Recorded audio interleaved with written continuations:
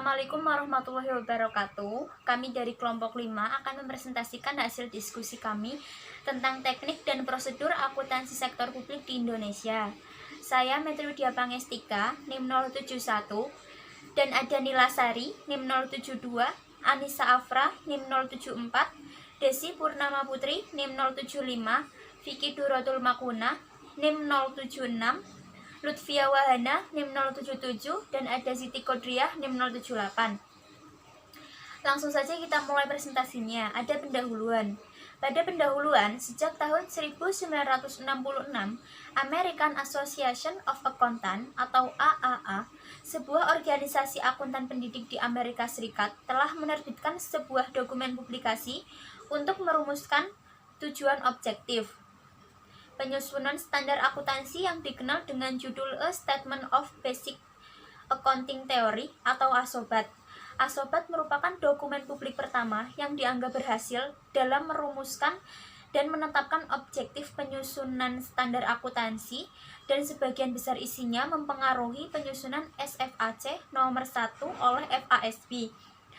Menurut ASOBAT, penyusunan standar akuntansi seharusnya menggunakan pendekatan pengguna atau user approach, dan tujuan akuntansi adalah untuk pengembalian keputusan, mengarahkan dan mengendalikan sumber daya, mengelola dan melaporkan atau stewardship, dan yang terakhir memfasilitasi fungsi dan kontrol sosial. Pada pendahuluan ada pernyataan ASOBAT, prinsip stewardship dan accountability, sistem akuntansi mempengaruhi teknik dan prosedur akuntansi, implementasi teknik dan prosedur akuntansi sektor publik. Teori akuntansi dalam akuntansi sektor publik, menurut Mardiasmo 2009, menegaskan bahwa akuntansi sektor publik merupakan bagian dari ilmu akuntansi, sehingga pengembangan teori akuntansi sektor publik sangat tergantung pada perkembangan ilmu akuntansi. Teori akuntansi memiliki kaitan yang erat dengan akuntansi keuangan, terutama pelaporan keuangan kepada pihak eksternal. Teori akuntansi dikembangkan melalui riset-riset akuntansi sebagaimana yang telah dilakukan oleh CAP, Komite on Accounting Procedure, pendahulu FASB semenjak tahun 1936. Tujuan mempelajari teori akuntansi, yaitu yang pertama itu untuk memahami teori yang saat ini ada, kemudian mempelajari kelemahan dan kekurangan dari praktik yang saat ini dilakukan. Yang ketiga, memperbaiki praktik akuntansi di masa yang akan datang. Kemudian, 3 hal yang menimbulkan kendala dalam informasi akuntansi dari laporan keuangan pemerintah. Itu ada 3 hal. Yang pertama, materialitas, kemudian pertimbangan biaya dan manfaat, dan keseimbangan antara karakteristik kualitatif. Kemudian dalam buku Mardiasmo dijelaskan ada 6 kendala. Itu yang pertama, objektivitas, konsistensi, tepat waktu, materialistis, daya banding, dan ekonomi dalam penyajian laporan. Penjelasannya, 1. Objektivitas, yaitu berkaitan dengan sikap dan posisi manajemen dengan pihak eksternal yang menjadi pemangku kepentingan atau stakeholder. Teknik akuntansi yang digunakan manajemen harus memiliki derajat objektivitas yang dapat diterima semua pihak yang menjadi stakeholder. Yang kedua, konsistensi, yaitu mengarah pada penggunaan tingkat akuntansi yang sama untuk menghasilkan laporan keuangan organisasi selama periode waktu tertentu secara berturut-turut atau disebut dengan prinsip konsistensi internal. Yang ketiga, daya banding, yaitu memiliki ketertarikan erat dengan 2 kendala sebelumnya, yaitu objektivitas dan konsistensi. Dan keempat, tepat waktu. Laporan keuangan harus disajikan tepat waktu agar dapat digunakan sebagai dasar pengambilan keputusan oleh pengguna atau user, serta untuk menghindari tertundanya pengambilan keputusan tersebut. Yang kelima, ekonomis dalam penyajian laporan. Kendala ekonomi dalam penyajian laporan terkait dengan pertimbangan biaya dan manfaat. Yang keenam, materialitas, yaitu suatu informasi dianggap material apabila kelalaian untuk mencantumkan atau kesalahan dalam mencatat informasi tersebut dapat mempengaruhi keputusan ekonomi pengguna yang diambil atas dasar laporan keuangan atau SAP. Sistem akuntansi keuangan sektor publik. Akuntansi ada dua, yaitu akuntansi keuangan dan akuntansi manajemen. Kalau akuntansi sektor publik ada dua, akuntansi keuangan sektor publik dan akuntansi manajemen sektor publik. Sistem akuntansi sektor publik. Mahasiswi 1978 dalam Glynn 1993. Sebagaimana yang dikutip oleh Mardiasmo 2009-147 menjelaskan aturan dasar sistem akuntansi keuangan sebagai berikut. 1. Identifikasi kegiatan operasi yang relevan. 2. Pengklasifikasian kegiatan operasi secara tepat. 3.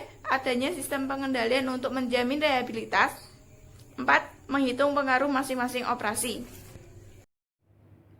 Teknik-teknik akuntansi keuangan sektor publik, yaitu ada 5. Yang pertama, akuntansi anggaran. Kedua, akuntansi komiten. 3. Akuntansi dana. Keempat, akuntansi kas. Yang kelima, akuntansi akrual. Akuntansi anggaran yaitu merupakan teknik akuntansi yang banyak digunakan di organisasi sektor publik, terutama pemerintah. Akuntansi anggaran mencatat dan menyajikan akun operasinya sejajar dengan anggarannya. Teknik akuntansi anggaran dapat membandingkan secara sistematis dan kontinu dalam jumlah anggaran dengan realitas anggaran. Yang kedua, akuntansi komiten. Akuntansi yang mengakui transaksi dan mencatatnya pada saat order dikeluarkan. Akuntansi komiten dapat digunakan bersama-sama dengan akuntansi kas atau akuntansi anual. Yang ketiga, akuntansi dana. Akuntansi dana mencakup ada 4, yaitu yang pertama, kesatuan fiskal dan kesatuan akuntansi yang berdiri sendiri. Yang kedua, terdapat sekumpul rekening untuk mencatat mutasi kas atau sumber-sumber lainnya yang bersifat saling berimbang. Yang ketiga, mempunyai tujuan penggunaan tertentu. Yang terakhir, ada ketentuan atau peraturan PRUU yang mengatur mengenai pembentukan dana dan penggunaannya serta pembatas-pembatasnya terhadap dua dana yang bisa digunakan suatu organisasi non-profit dan dana yang dapat dibelanjakan atau expendable fund dan dana yang tidak dapat dibelanjakan atau non-expendable fund. Yang keempat, akuntansi kas, yaitu penerapan akuntansi kas, pendapatan dicatat pada kas diterima dan pengeluaran dicatat ketika kas dikeluarkan. Yang kelima, akuntansi akrual. Pengaplikasian akuntansi akrual basis dalam akuntansi sektor publik pada dasarnya adalah untuk menentukan cost of service dan charging for service, yaitu untuk mengetahui besarnya biaya yang dibutuhkan untuk menghasilkan pelayanan publik serta menentukan harga pelayanan yang dibebankan kepada publik. Akuntansi berbasis akrual membedakan antara penerimaan kas dan hak untuk mendapatkan kas serta pengeluaran kas dan kewajiban untuk membayar kas.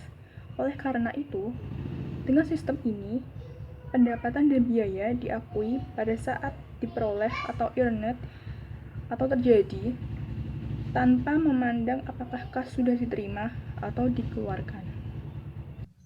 Teknik akuntansi yang digunakan dalam sistem akuntansi keuangan pemerintah Indonesia. Akuntansi pemerintahan di Indonesia menggunakan 4 teknik akuntansi, yaitu yang pertama, teknik akuntansi anggaran. Yang kedua, teknik akuntansi dana. Dan yang ketiga, teknik akuntansi kas. Terakhir, teknik akuntansi akrual. Penerapan akuntansi di Indonesia saat ini menggunakan basis kas menuju akrual. Diharapkan akuntansi pemerintahan di Indonesia menggunakan basis akrual secara penuh agar sesuai dengan GAAP yang berlaku dalam akuntansi bisnis. Seiring bergulirnya akuntansi pemerintahan, yang ditandai dengan diterbitkannya PP nomor 71 tahun 2010 tentang standar akuntansi pemerintah sebagai ganti PP nomor 24 tahun 2005. Melalui PP nomor 71 tahun 2010 diterbitkan 2 SAP, yaitu SAP basis kas menuju accrual dan SAP berbasis sistem pencatatan akuntansi di Indonesia menggunakan 3 cara, yaitu 1. Single entry atau pencatatan transaksi ekonomi yang dilakukan 1 kali, atau tata buku tunggal. Yang kedua, double entry, melibatkan debit pada sisi kiri dan kredit pada sisi kanan, atau disebut tata buku berpasangan. Dan yang ketiga, triple entry, pencatatan double entry yang ditambahkan dengan pencatatan buku anggaran. Materi selanjutnya yaitu dasar akuntansi yang digunakan. Dasar pengakuan adalah penentuan kapan suatu transaksi dicatat menggunakan berbagai dasar akuntansi. Pada dasarnya, SAP basis accrual sudah mulai bisa ditetapkan sejak pada tahun 2010. Namun ada beberapa pemerintahan yang masih belum siap sehingga masih menggunakan basis kas menuju accrual.